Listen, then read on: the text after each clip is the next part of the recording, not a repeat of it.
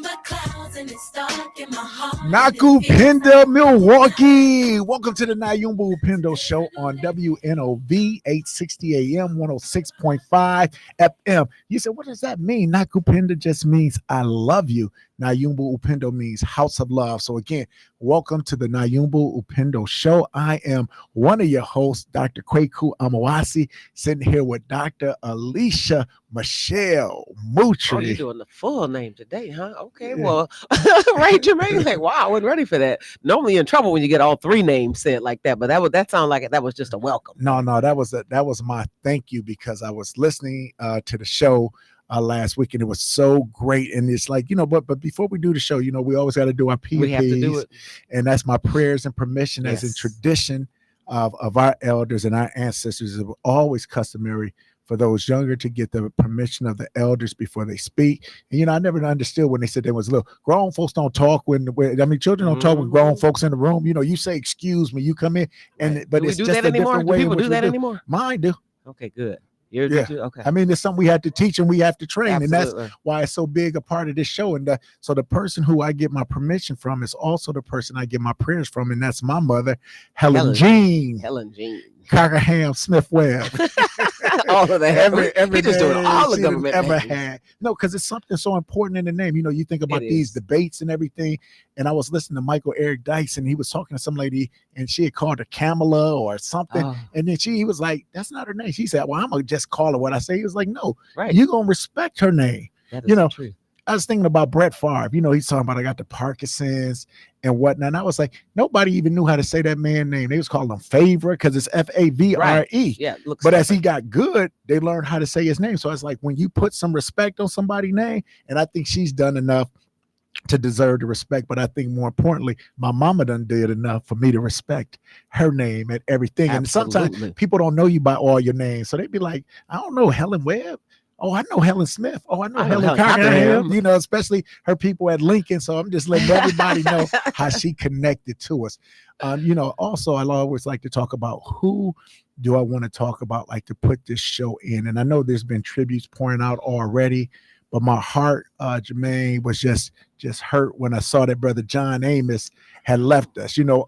As a young person, as a 70s baby, Roots had an effect on us like I don't know if anybody else. Adults saw it in a different way, but to be a young child and to see that every day. So what LeVar Burton and John Amos did in playing Kunta Kinte was so powerful in us kind of regaining a legacy and a knowledge of self. And so even when I say I'm Kwaku, that goes back from Kunta Kinte being forced to be called Toby, having an American name and saying, I don't want to have that.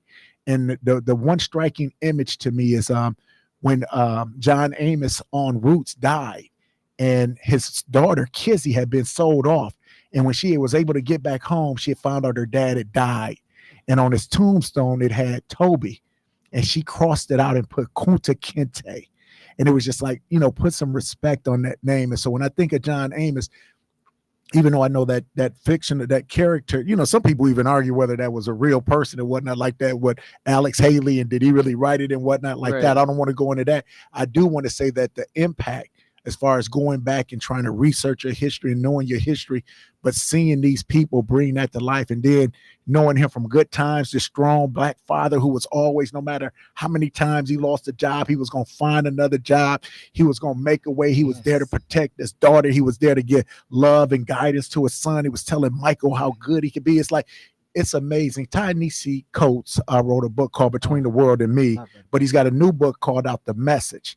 And in this book, he's kind of comparing some things from apartheid systems. But what he says is he was really writing it to writers, because he says writers influence the world. He said, even before you go vote, you got to understand how you've been influenced by the media, by the newspapers and articles. And when I think about the writing of the people who did the stories with John Amos, so from Kunta Kinte and Roots to Good Times, and even with Coming to America, seeing McDowell's. Not McDowell's, but McDowell's. It's just amazing how people who you never met can have a big impact on your life. And what I like to do for that show is to talk about that person who just works all the time, like James Evans, or even like Mr. McDowell's. He said, remember when he brought Hakeem to his house, he said, man, we used to live in a shack no bigger this size, but I worked and worked, so proud. and I turned McDowell's into this. And so when you see that person who had that work spirit, you say, wow, that's so many of us. But also, we worked so much. And I remember me and Alicia used to do a TV show, and it was something we called Put Back in the Box. It all goes back in the box. And what we were saying is everything you accomplish in this life, like when you play Monopoly, Jermaine, you can win it all, but at the end of the game, it all go back in the box. Right. And that's sort of like us. We've been talking about all these funerals and places where you go. We go back into a box at the end. You can't take that stuff. The only thing you really leave is your name and your legacy. So what we're trying to do is to say, hey, well, while people are here, we want them to live a quality life. Yeah. We don't want you to just exist. And what I loved, I know I'm a hypocrite in that, because I tell people, don't do this, don't burn yourself out, don't work too hard. And the reason why I wasn't here last week, because I was out. Yeah. And then I was out this weekend. And so it was just so much, but it was good that you were here. But it was also good to hear you, Thomasina, Arnitra. I was just like, listen, I was like, oh yeah, I don't want to forget the kids. I was going to go back to them. I had something for the kids special. But being able to listen to them and talk. But the one thing I got, it was Thomasina said at the end, we always say, well, what's something you want to give? And Jermaine, this one, you'd be like, man, when you on the radio, you'd be like, am I making a difference? Like, are the people listening? Are we feeding the community? Are we giving them something to listen to? And when I heard her, she said she wanted us to read a book. And Alicia said, I'm going to go get that book. I did. And Alicia bought that book immediately. I did. I actually went on Amazon before I left out of here. Don't tell my husband. But I went immediately and got the book. And it was called Sacred Rest. And it's by Sandra Dalton Smith was the name. And why it meant so much to me is because that's something that I don't do enough of. And what I've noticed that is when I don't do it, always something happens that makes me do it. You run around, you do everything, and then all of a sudden you get sick. He maketh you lie down, right? As most of you know, I just recently broke my wrist, and you talk about being able to having to slow down and be still. Forced to. Just a real quick shout out to all those that I was excited. I got released to do a little drive and released to do a little bit more movement with it, but I'm still taking it easy. Don't worry. But I just want to give a quick shout out to those people that text me, those rides that I have been provided, the food that I have been given, the prayers. But a lot of that, because people were doing that for me, I actually had an opportunity to rest, but it was forced upon me to sit down and to be still. And so for those of you that did not get the book, I just want to entice you a little bit, both of us, if you don't mind, just to talk about those 7 types of rest. So a lot of times when you think about rest, you think about just, what does that mean? Just to lay down and take a nap. Yeah. Just to do Go nothing. to sleep. But she broke it. Yeah, but Sandra broke it down a little bit more. She talked a little bit about the first rest. And so for those of my note takers that are out there, there were 7 of them. Again, the first rest was mental rest. And what she's saying with that one is sometimes we need to just take a break mentally. You know how you said, my brain is fried, I just need a break for it. You said, yes. Jermaine is like, yes. So the first one was mental rest. And what that one is talking about is sometimes you just have to turn off mentally. You've heard people talk about that. I don't need to make any decisions. I need to hold from like all this information. I don't want, matter of fact, don't tell me anything else. I just need to just relax. I don't want to hear anything. I just want to like turn off mentally. Any thoughts on that one? No, you know what? And see, this is the part where it sounds good, but you say theoretically it sounds good, but practically, because if I say, you know what, I'm gonna mentally turn off, but then my daughter come in the room, but then my son come in the room, I got to turn on, because I sometimes you say I want to turn off, but I can't. So how do people turn off when life won't let you turn off? Yeah, well, that is true. And, that's kind of sort of actually a segue into another one. They call it a social rest. Okay. Sometimes when you're trying to do some of these other rests, everybody's around you. Yeah. What she's talking about with the social rest is sometimes, and I know I've gotten like this, and I know my husband is amazing at this. Yeah. He wants to just be solitude. Just be to yourself. Find a way to ensure that you can be by yourself. And if you can't just be by yourself, sometimes the social rest means just being around positive people. Have you ever been around somebody that drains and just, I would say, just suck energy you dry? Oh my goodness. Dump trucks, right? I said they take all of their mess and dump it on you, and then you left with all of it. That's a bad thing, but he was talking about something else. You know what? That may be a good kind of rest too. You know what? I can't with you. I can't. All right, 2 rests. Mental rest. right? That's mental number one. rest. Get yourself together. Okay, and number two, social rest. We said the second one was the social rest. The social rest. And right now, I think you need the spiritual rest. That's the third one. Right. This is where you reconnecting with somebody that's higher than you. For me, it's my Lord and my Savior. Sometimes I have to just, again, I still away to myself, but then sometimes I need to come back. Jesus got away. Absolutely. You better talk about it. And that means when you are doing that, you're finding someone that you believe is higher and bigger than yourself to give you strength and energy. So again, the mental rest, the social rest. My brother Jermaine needs that spiritual rest. I needed to, but that spiritual rest is definitely was number 3. And then this is another one. Don't breeze through that because I think when you say spiritual rest, I think it goes back to what you were saying as far as the social with positive company. Right. I think, especially as a mental health show, I always look at mental health as far as saying, well, where was mental health when Black people was like, I ain't crazy, I ain't going no place. And it was always 2 places that I knew for sure. It was the barbershop or beauty shop. Yes. Or it was the actual church building. I said testimony service ain't nothing but a group session. Yeah. You know, I come in and I get to tell this weight that's on my problem. But guess what? Also, I get a word that gives me hope, that gives me a belief that things can be better. And I'm around a circle of people who say, we're going to touch and agree that it will be. And when we talk about even from a psychological, biological, neurobiological standpoint, the ability to think, power of positive thinking has so much effect on a healing, on a person's behavior, on a person's aggression and behavior. Go ahead, Jermaine. I see you ready to get in there. I love this. Man, do I have to chime in on this, man? Please. Scripture says, man, that we are overcomers by the words of our testimony. Come on. So you can tie that in with mental health and therapy, because when you go talk to a therapist or you're expressing how you feel, you're expressing what's going on with your life, and then now that you have shared that, now you're able to overcome whatever you was facing. Yes, because sir. you was able to share it with somebody, and don't hold that in. There you go. Now listen, there you go. It's almost come on, Pastor. Listen, I know. Don't pass it yet. We ain't done, but I got you. But listen, it's almost like you bought the book, because this fourth one, it's called emotional rest. And the emotional rest is where you're able to express your feelings without feeling pressure to please others. So when you start talking about sitting on the couch of a therapist or talking to your pastor, you are able to just release some of the stuff, because you can't tell and release and be vulnerable to everybody, right? No, true. Right. But when you get an opportunity to sit with some professional, your spiritual counselor, and to really be able to rest by releasing some of these some of these emotional things that you may not want to do because of the fear of feeling weak or the fear of being judged. But how do you, again, have emotional rest to be able to just say, I can just put it all on the table and put it right there so it's not eating me up? Because we talked about that last week with our Black clinicians. No, whenever I think about rest, and me and Dr. Mutri, we would talk about people in medieval times. If you killed somebody, we say, hey, you know what? We're not going to do the death penalty. In fact, we're not going to do nothing to you except for one thing. And you know what they do, Jermaine? They attach the person who you killed to you. So now you walking around with this weight, and the very weight of the person that you kill. Eventually, you know what it does?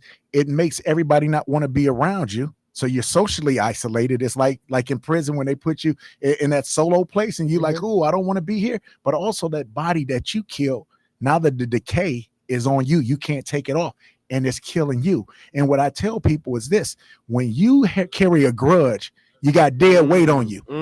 And that dead weight, if you don't get it off, it will kill you too. So when we talk about emotional rest, we talking about the things. How do I save myself? How do I do that? Sometimes you forgive people, not for the person, but for yourself. And sometimes it's just like when we talk about emotional is always depending on the stances that's happening. And the beautiful thing is we can control that a little bit. So what you say right here, I'm feeling like just in my gut. And it's like, I kind of paused in some of that thinking, because as I was talking, I was thinking about who I need to forgive, who I need to let go. It's like it was causing thoughts in my mind. So I'm loving this book. I think I might have to buy this when we leave here too. What? And I'm not really an auditory person. I don't like listen to books because my attention span goes everywhere. Say the name of this book. The name of the book. Again, thank you. It's called Thomasina Jenkins. Thomasina. It's called Sacred Rest by Sandra Dalton Smith. And so again, she just describes 7 forms of rest. And again, not just laying down and taking a nap or going to sleep,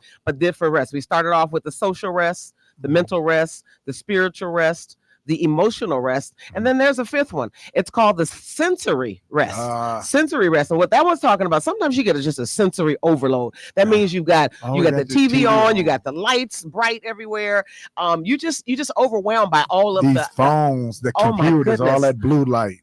Have you ever just wanted to be in a room? So you talk about being by yourself and just doing that social rest, but just turn the lights off. You know what? It reminds me of this. When you have a physical concussion, and I mean a high level concussion, like where you've been knocked unconscious, what happens is you lose your memory.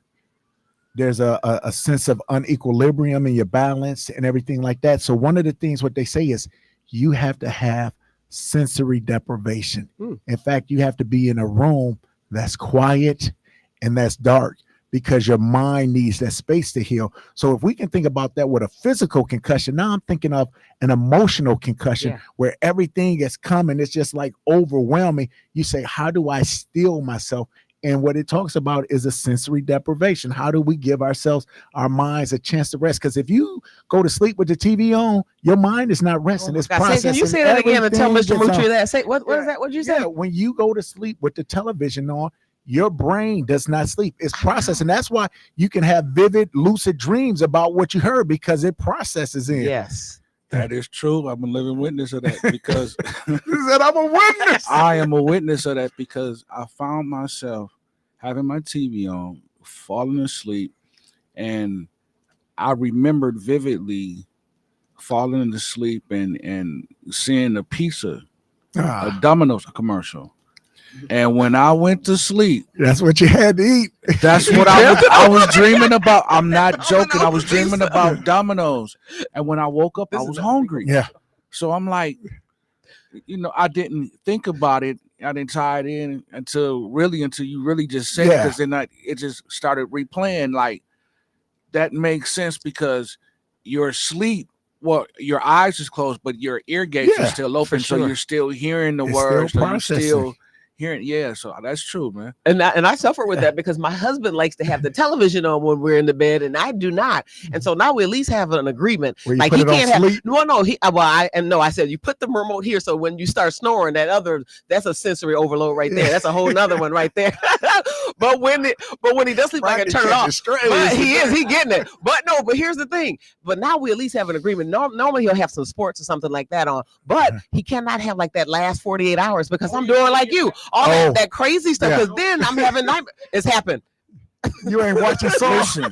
That's why I stopped watching. No, that's the honest God truth. I stopped watching 48 hours because I found myself. No, seriously. I said, I don't want them kind of dreams. I found myself having these dreams, but then when I would wake up, I would feel some kind of way. Yeah. So it's like I got that stress and pressure, but then I got that last vivid. Yeah, of seeing that young man in the street, and we sleep, but our brain don't sleep. That's exactly right. Yeah. That's exactly right. So when we talk about that sensory rest, we do need to sometimes embrace the quietness, and then just begin to do things that we can enjoy, like the nature and things that can kind of like take some of that stimulation off. We got two more. Do we have time to do two more? Two more. The sixth rest is called creative rest. Now this one's an interesting one. Have you ever been at a time where you've like just been overwhelmed, but then you may knit, or you may paint, cook a meal. That's creative. Being creative. Sometimes you need to just drop everything and just awaken your creativity. Yeah. So sometimes it says rest, but that's active rest. Yes. You get that? No. So really, again, beginning to think about how do you reawaken your awe, your wonder. And those are all the things we say for therapy. Do something to get your mind off of what you was doing, something you love, and being active. I love that. What's the last one? So that was the last one. So the last one, and I'm not saying that she has them in this order, but I've kind of I just jumped in based upon our conversations. I like that. And so the last one is called the physical rest. And so that's the one that a lot of people think about. But she broke it down into two parts. All right. So there is a passive physical rest, and that's what most people think about when you think about rest. That's the sleeping, the napping, the laying down. When you get into the REM, sleeping, the alpha, the delta waves, beta waves. Absolutely. But then she has an active physical rest. And what that one is where you're restoring activities like, yoga, meditation, stretching. So she kind of broke the physical rest into two. One where you're just being still, you're sleep, you're napping, kind of getting rest. But the other physical rest is, again, being reactivated to your body, the stretching, the yoga, the exercise. So those are the 7. Can I repeat the 7 again? Please do. Okay, so we've got your social rest, your mental rest, your spiritual rest, your sensory rest, your emotional, your physical, your social, and your creative rest. Those are the 7 forms of rest. So I want the audience to think about, as we went through the 7, I hope you were thinking about the one that you really need to focus in on a little bit more specifically. Did any of them just kind of stand out to you, Doc? No, all of them did. And it was so funny like that you said that, because yesterday I had to give a presentation to the staff with the Olympics, and we were talking about burnout after the Olympics game, because you're on this crazy emotional high you've been going, but then there's so many things that come crashing back down to reality when you come back home. And we were talking about, how do you sustain that level of energy at work while still being able to be good in your community, to be good at your home and things of that nature. And what we found out is that most people who are helpers, most people who are by nature givers, we are so good with giving love, giving help, giving advice, but it's sometimes hard for us to accept those on our own same things. But it's like, we're gonna talk about it on the other time when we come in, because I know we had that went so fast. But when we're gonna talk about how do we avoid burnout, what are some of the other things? So we're gonna talk about not just these 7 areas of sleep, but how to be able to know, like, you may be facing burnout. What are some of the signs and symptoms? And what are some of the things that you can do? What can I say? Before you're made to do it, right? Come on, listen. Hey, that's what we're saying. That's Psalms 23 in a whole nother way. Ooh. Hey, listen, you're listening to Nyumba Upendo on WNOV 860 AM, 106.5 FM with Dr. Mutri and Brother Kwaku. We'll see you on the other side. Don't leave us. Nakupenda, Milwaukee.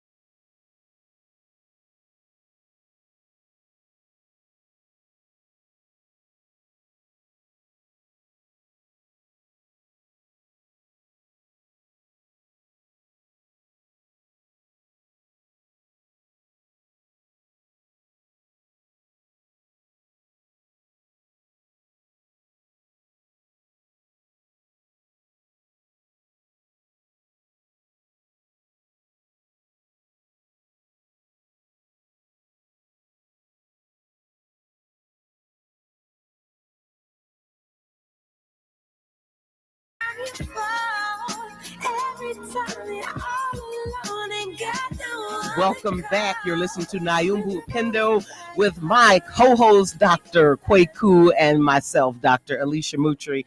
If you were listening before, you heard me talking a little bit about a book that was recommended to us last week. But before I talk about the book, I just got to give one more shout out to those ladies. We had some amazing Black female clinicians in the studio last week, and I love that you put a comment. You said it was an overload of beauty. I was like, thank you, brother. Black queens. It was a whole bunch of Black queens, but I just want to people. Oh yeah, they were stoners, and they really gave us some great knowledge. So just a quick shout out to Dr. Lakia Jones, Kia Holloway, Miss Arnita Holloman. She was virtual, and then Thomasina Jenkins. And I left Thomasina last because she is the one that gave this recommendation of this book. And the book was called Sacred Rest, and it's by Sandra Dalton Smith. And for my listeners that were just joined us, but those that maybe took notes, I'm going to tell you what those types of rest are again. So when you talk about sacred rest, is more than just the physical rest, even though that's one. It's more than just physical, but the rest are a social rest, mental rest, spiritual rest,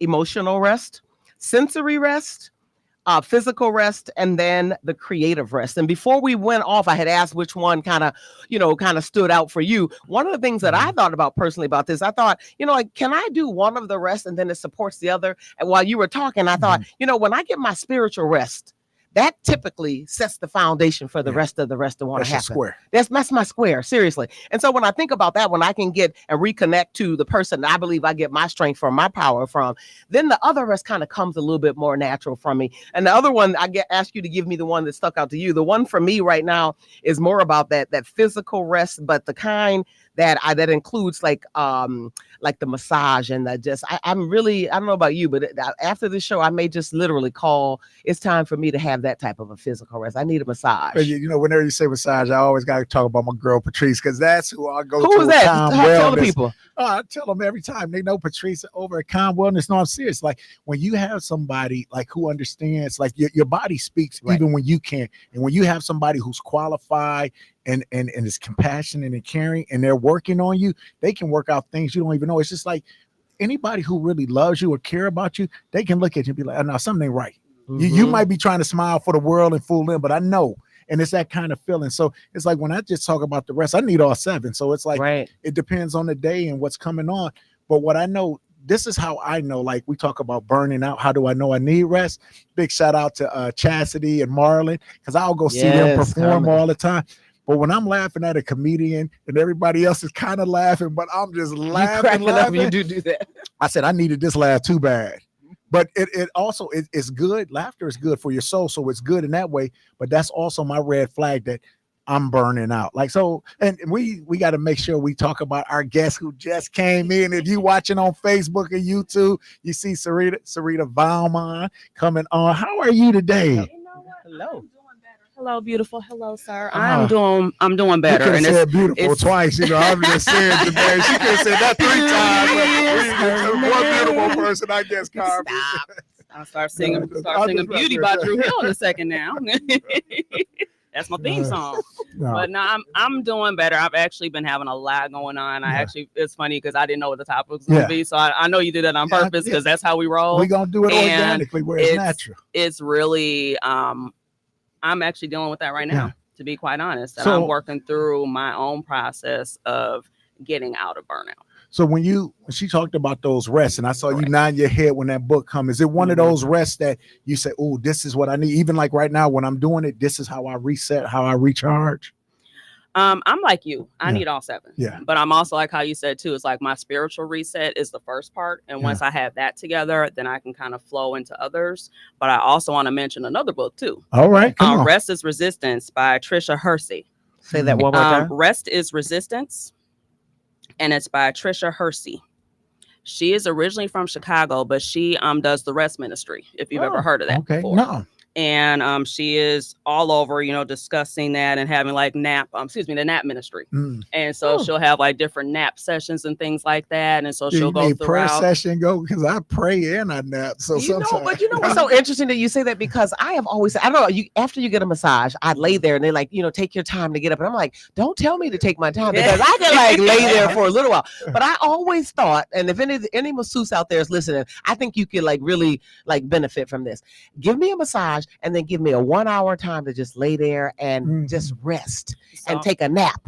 And I would pay for that. I was gonna say, actually, I know Patrice actually offers something like that, and then I have my own massage therapist I go to too. So shout out to Titus Dial 9 Kyle Therapy as well, where like how you said, if something's off, to be able to go ahead and say, hey, you good? Like what's going on, and being able to kind of flow from there. But hey, since you're saying these things, I'm gonna shoot that text over to Patrice and be like, hey, add that, add a little more on there, and I'm gonna send the same thing to him as well too, because like he said, sometimes people do fall asleep, and you gotta like.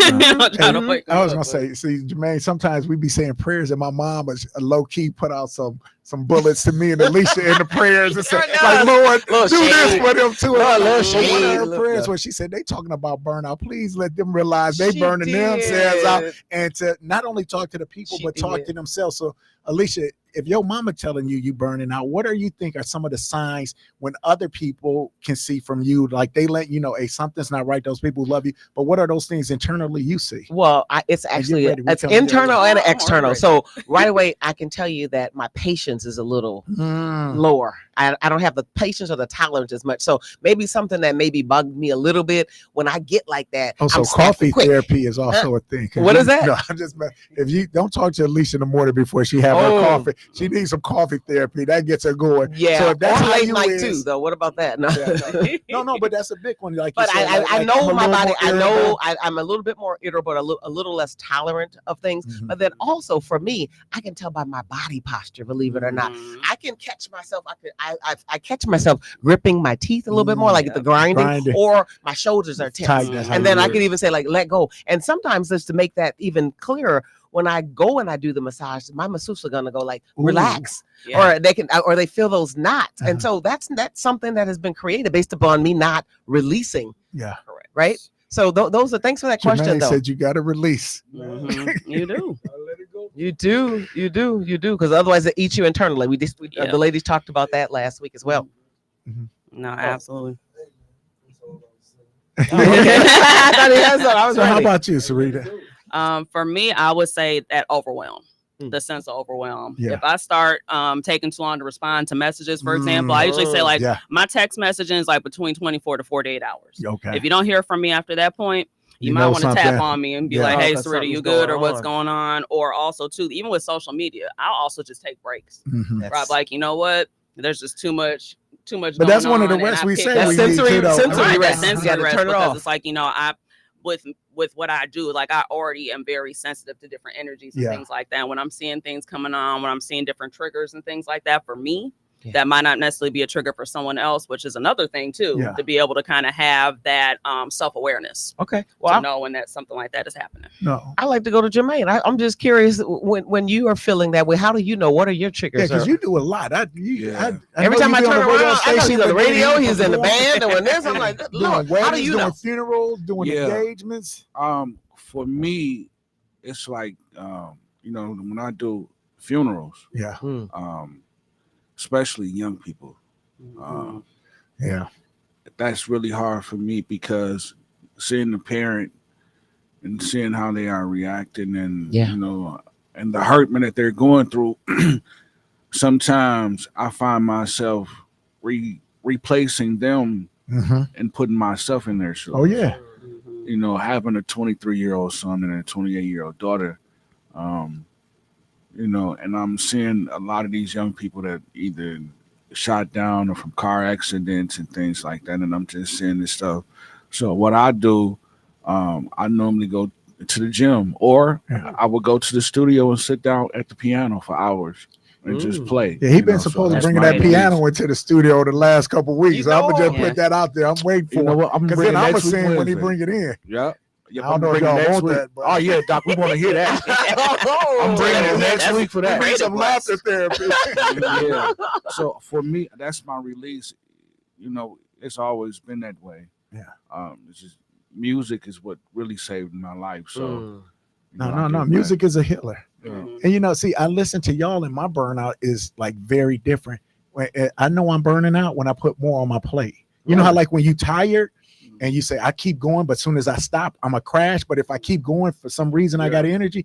When I keep putting stuff on my plate because I know I don't want to crash. So, and I say, oh, I can do this.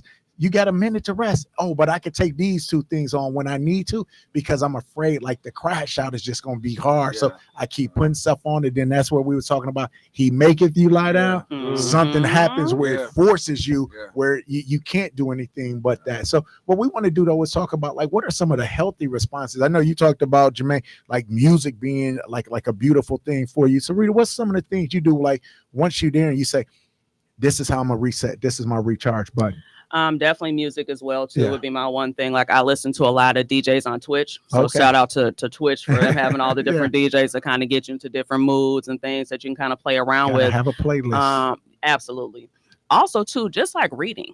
I'm like one of those. I'm a little bit of a nerd on that side of things, where it's like, okay, I'm gonna actually research what I can be doing right now. Where I'm like, okay, you know what, I'm going into this. Like, you pulled that book up real quick soon as she did that one. I like that. Yeah. Well, the things I read it, and also too, they have because like if I would have known, I would have brought it, because they also have like a deck of cards that you can have with it as well too, that discusses the different types of rest and how you can implement it into your life.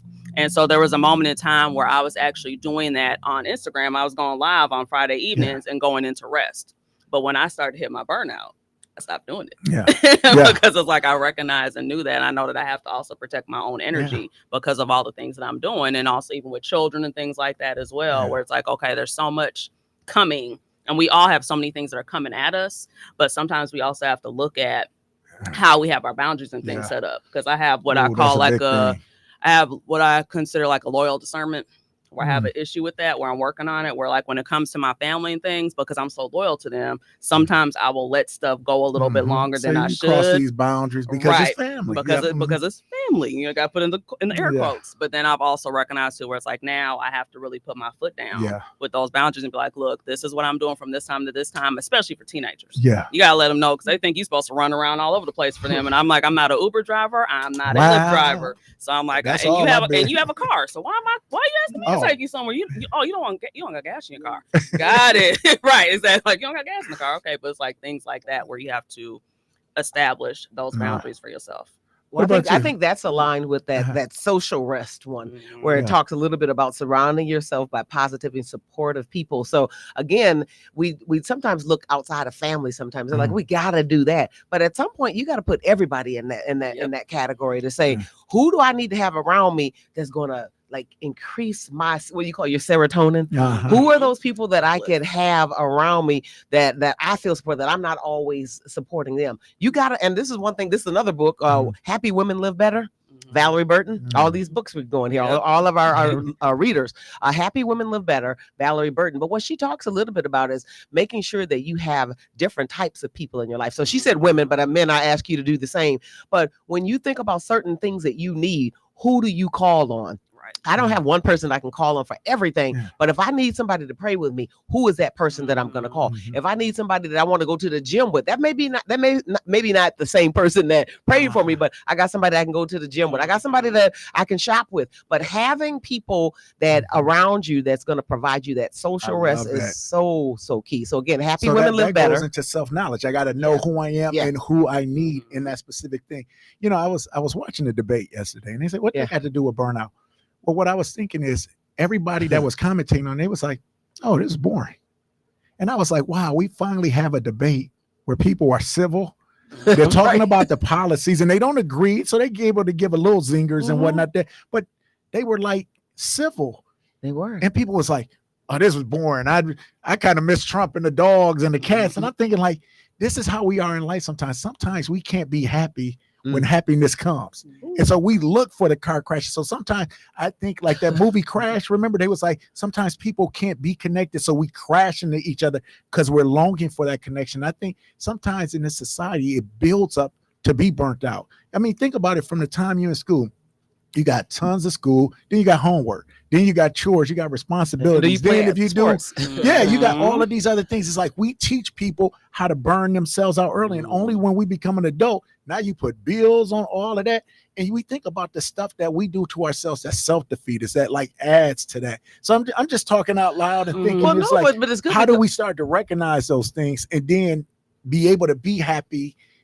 Create a spot that's happiness, and when happiness comes, don't do things to self-sabotage. What you said just made me think about how we are like taught to be able to just put so much on our plate. And then I was thinking of the opposite. And then when you get to a point, I call myself now, I'm at an age where like I can say no so easy now. But I think it came with age, you know. How old you is? Well, listen, I'm not. I just want to know what that age limit is. Well, that's my big sister. It started at 40, believe it or not. Now I'm way past that, right? But now I don't have a problem. But again, we've been taught to just put so much on our plates. So then when we start to say no, people looking at you funny. Oh, you can't come to this birthday party. You can't. How is that? Especially for you two, because it's an extra pressure being Black women. That superwoman cape that the world has put on you all. How do you get out of that? You begin to put self first. Self-care is not selfish. What that made you do it though? What was a breaking point? All of these burnouts and me realizing that I need rest. I had to eventually get to a point to say, okay, what do you have control over? Yourself. You cannot do everything. And I still do too much sometimes. Yeah. Don't think I don't do that. But I get to a point now. I can see it a little quicker. I can see it a little bit quicker before I get to needing in that burnout where I need the rest. But again, what I was going to get to is to say, now I've got to a point where I don't have a problem with saying no or thank you, but I maybe have to find somebody else to help you with that. Yeah. I found ways to be able to say no to things now. And what's interesting is that because we've been taught to take on so much, now it's sort of somewhat looked at negatively. Because you do say no or because you do decline. So you have to get to a point that's okay. You're not going to make everybody happy, right? But you need to make sure that you're happy because when you're at your happiest, you're at your best you. And what's the name of that book? The name of the book was Happy Women Live Better. And you really do. You really do live better when you are happy. And again, I want to think about, I'm going to go deeper with saying happiness because remember, happiness is connected to external stuff, right? But when you take care of yourself, you can begin to get that joy, right? Because I don't need external stuff to make me have joy. It comes in the morning. What you talk about? Right. I need the afternoon and the evening. All day long. So Serita, if somebody's coming to you, and they say, man, I need some healing. And I know you do a lot of healing in a lot of different ways. I'm burning out. What's some of the first 3 things where you say, this is something you can do by yourself. This is something you can do with a group of people who you love. But maybe this is what you need from me as a professional, as an expert in this area. Well, first thing I do is I actually just have a conversation with them first and foremost to say, okay, what exactly is going on? Because, of course, we got to establish, number one, the safety and confidential and things like that. But then honestly, just go saying, okay, what does your day look like? Like, share with me what you're doing. Yeah. And then start from the beginning, like, okay, I can see like maybe you don't have a routine, for example. So you're just kind of going all over the place. So because you don't have a routine, you're just, going by your pants, right? Like you might have a schedule, so to speak, as far as the things that you have to do, but you haven't even established yourself, first of all, whether it's in the evening or when you're first getting up. I call it rising. I don't like to use the word morning. Yeah, come on. That's right. That's a spell. We got to be rising, that's what's your rising routine. What's your nighttime or what's your, resting routine. So then that way you kind of know which way to go with. So those are those first things to kind of establish and then go from there and be like, okay, well, what is your nutrition looking like? Or what is your mental health? Kind of going into those different areas because there's things that you can do to actually support yourself. Because when the thing is, when you're starting to get into burnout, now you're breaking down your immune system. And now you're looking at you getting sick because that's a stress response in your body. Yes. So your body is responding now with illness. And so even for me kind of going a few steps back, when I had my accident was actually all part of my burnout, which is wild. That guy was like, yeah, ma'am, I'm gonna need you to sit out for a little bit and we need you to kind of get it together. And we'll make you literally lie down and be like, okay, you need to, refocus. What is your actual focus for yourself? What is your actual purpose or purposes? Just to say that because often we kind of get caught in this loop of just like chasing our own tail. And even going back to what you're saying as far as society-wise, I've had to sit with my children and been like, hey, you're in school, you're doing all these things. When are you going to do your homework? When are you going to do it? Like, let's go ahead and let's look at what your day-to-day is like. and be able to show those skills, because I think right now we're in a prime area where now we can kind of be able to go ahead and teach each other different tools that we can go ahead and use and be able to implement them in our day-to-day lives as well too. And I think we're now more open to it because we're seeing so many people getting sick. We're seeing how the rise of different illnesses and things are happening, especially from COVID, because of the fact that we haven't dealt with a lot of things, including the mental health aspect, including the trauma, the grief, all those different areas. So everything, unfortunately, when you're coming into burnout is from all of the things that you might not have ever, dealt with in your life. How do you listen? I'm listening to her, and then like sometimes like you say, "Oh, I'm giving you a schedule so you can see it for yourself." If you see a loved one or someone you care about and you see them burning out, how do you approach them to tell them? I call my psychologist brother. I say, you need to talk to them. You know what? It's actually, it's a good question, and it kind of segues based upon what you just talked about. You talked about having an inventory of your schedule, an inventory of your finances. So what I typically do, I can't tell people what they need to focus in on, but what I could do is I can tell you all about yourself when I look at what your schedule, like what dominates your time. And so then have people to reflect on, is that the most important thing? If it's hanging out with the friends or hanging out with doing something that you don't feel and you value as much, if you go back and you can look at what I would do is, again, instead of letting me telling somebody what to do, because I'm not a psychologist, but I definitely am a coach. And so I begin to say, what's dominating your time? What are you spending most of your time on? And I would have them to list it out. And again, when you look at and take an inventory of your calendar and you see things on there that maybe you need, is that what you had expected, and what's happening? Is that what you want? And then you do that same thing with money.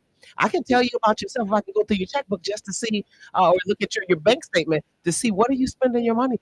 Convenience. What are you spending on? Is it fast food? Is it happy hour? We can look at, again, schedule, and we can look at that, your finances, see what your budget will tell you what's important, and so will your schedule. So again, how I help folks sometimes is to, again, not me telling them what to do, but just to have them to take an internal look at what's their regular day habits. And you know what? I'm thinking about all of the things we're saying, but then I think about like Jermaine had hit it when I go to a funeral. Like we get this vicarious trauma, you become an empath. But I think about every time I listen to the news, when I see Israel, my mind just goes, I'm like, what is it to be a young child in Palestine? Absolutely. To be in Gaza and not knowing what's going to happen, not knowing where my mom might be, or where this food is coming on, if a rocket is coming, and just this like, and then the apartheid that they went through before. But then you see Lebanon, you see Israel, and they talk about what's going on with the Middle East. And then you look at these things, and then you look at Hurricane Helene, and you look at what's going on in Augusta, you look at what's going on in North Carolina, and there's so much stress, so much trauma, so much hurt, so much pain in the world. And then we just talk about, we watch the news here. This person was shot right here. This car was stolen. This thing happened. It's so much in. So when we start talking about like what the cause for burnout, I want everybody just to know it's not just about what's going on internally inside of your life too. It's these external things that you see, and sometimes you don't even know you take it in. Like you do, like we were talking about when you go to taking this stuff and you don't even recognize it, but it has an effect. So let me ask you this, Serita. So if somebody comes in, you kind of know them, you feel good, and they was like, just work on me today. I see you got a lot of charts and stuff like that. What's one of your go-to tools? And I know it's different for, it's idiosyncratic me person, but what's a kind of skeleton that you say, this is something we might do to help with healing? Well, once again, kind of like saying, kind of starting, and that's almost kind of similar with the coaching aspect of it as well, too. Kind of going in and looking at things like, okay, what's your why behind your why? What's really, what brings joy once again? Because I like to try to say, like, what are your 5 top things? Yeah. What's the joy that, what are those pieces? So then that way we can kind of build from there. But then also too, saying, hey, you know what? Let's go ahead and let's do some breath work. Let's go ahead and let's just go into some visualization. Let's just go ahead and try to get your nervous system calm down. Because that's the other piece too. Your nervous system is in that fight or flight mode. Yeah. That's when you're kind of get stuck in that spot as well too, when you get into the overwhelm and the burnout. You want to be able to go ahead and kind of calm that down and show different tools. So for example, something that you can do, like if you're into a point where you're extremely just like, everything's going on, you might be crying, like all these things might be happening, because that sometimes happens when you're, working with clients. You can actually take your hands and you can do like this and just actually rub them and just kind of start paying attention to the exterior. I'm a party. The man that put on the music, I was like, You sing it. Hey, well, listen. That means we coming up on a break. But you know what? I think the last part is always the best part because that's when we give you the suggestions and wrap up the day. So listen, hey, join us back in just a few minutes on Nyumba Upendo, WNOV 860 AM. We'll be back on the other side.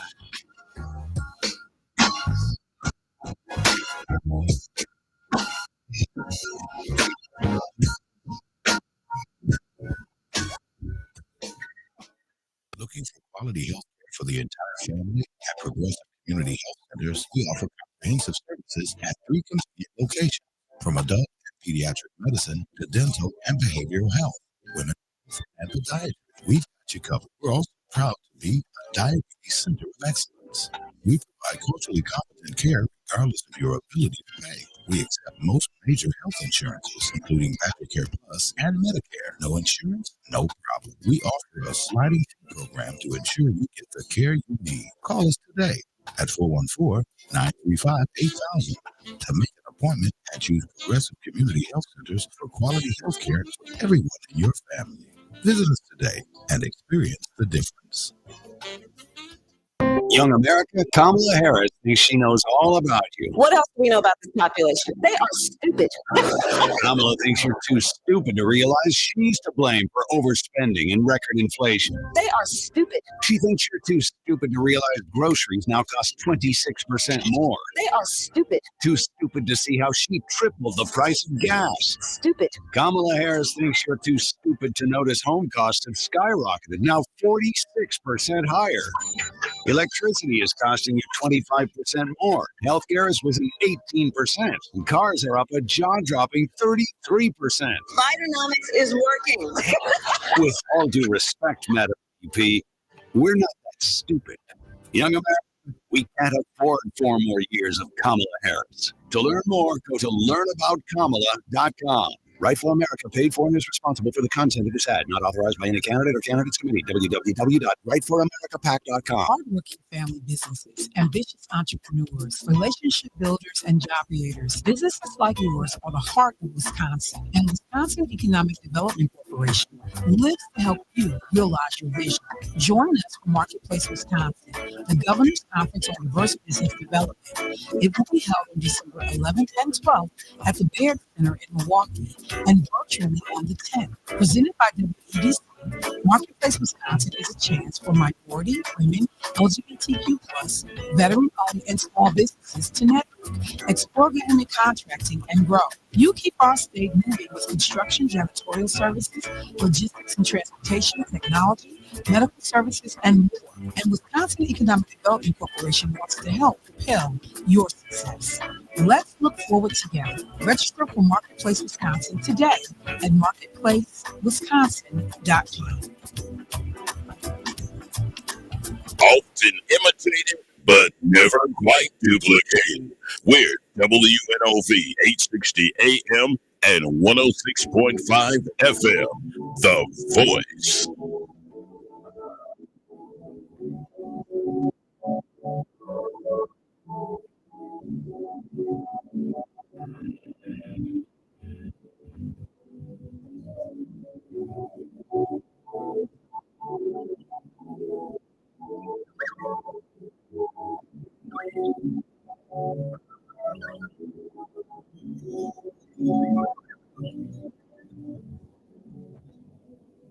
Welcome back to Nyumba.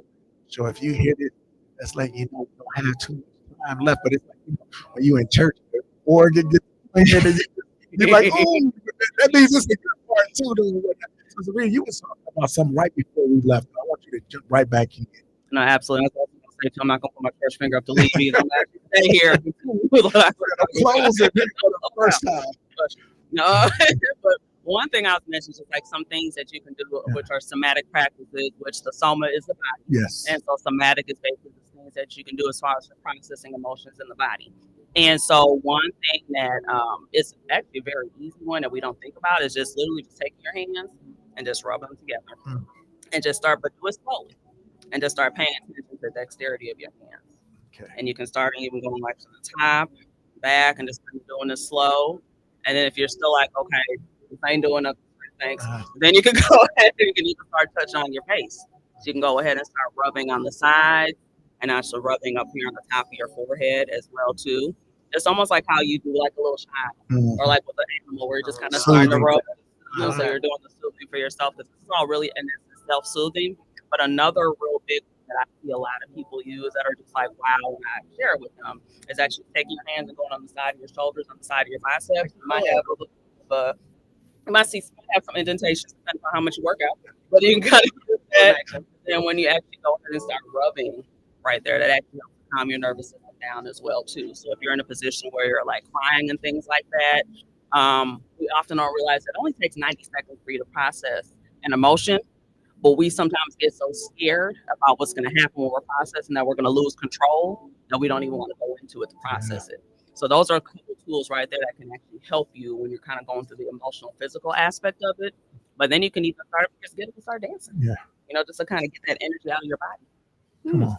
That's cool. Dr. Mochi, we talked about a whole lot of things today. If somebody's listening, they just came in and they say, oh, I can get this on YouTube. I can get this on Facebook. What would be the things where you say, this is something when you hear this, make sure you keep your ears open real close?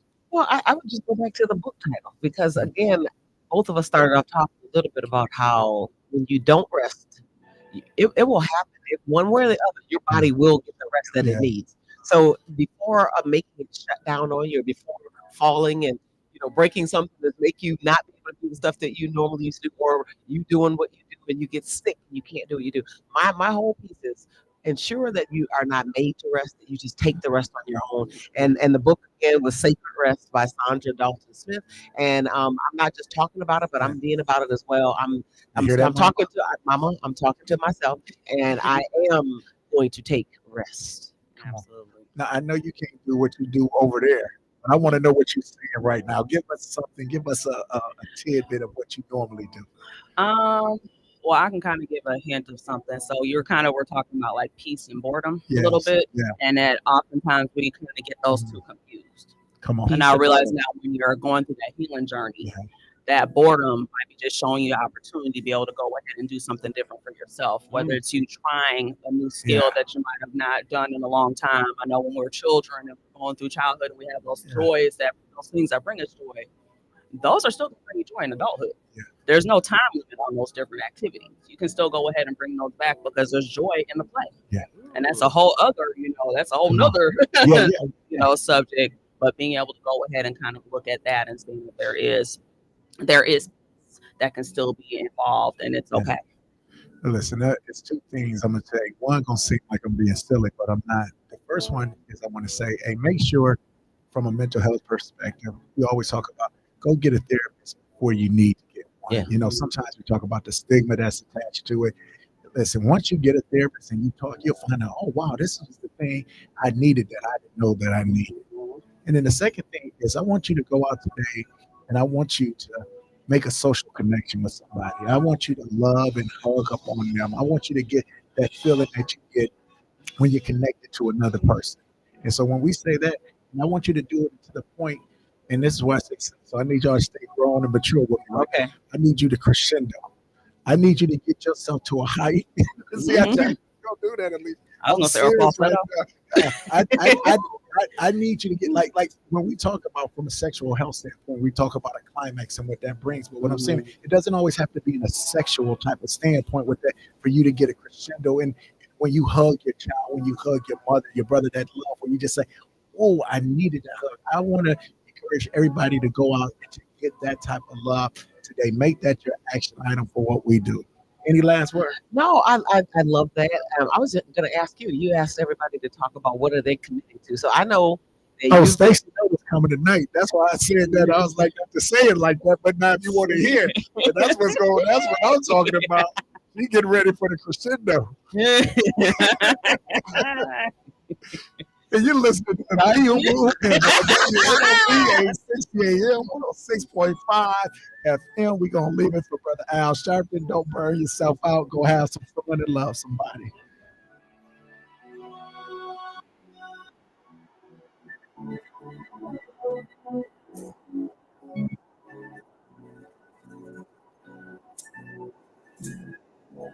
WV860 W293 106.5 Milwaukee.